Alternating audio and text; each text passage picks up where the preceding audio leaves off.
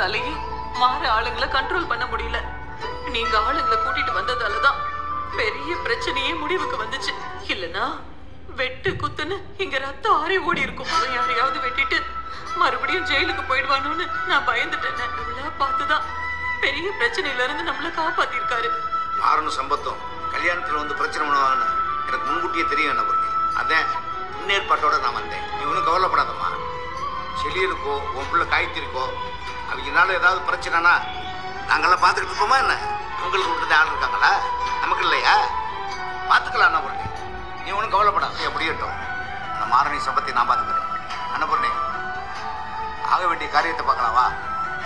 ஆமா காயத்ரி, இனிமே மாறன் சம்பத்தால உனக்கு எந்த பிரச்சனையும் வராது. அவங்கள போலீஸ் பிடிச்சிட்டு போயிடுச்சுல, நீ தைரியமா இரு. இதுக்கப்புறமும் அவங்களால எனக்கு பிரச்சனை வருமா? அதெல்லாம் வராது. அதான் சஞ்சய் இருக்காருல்ல, அவங்களால எதுவுமே பண்ண முடியாது.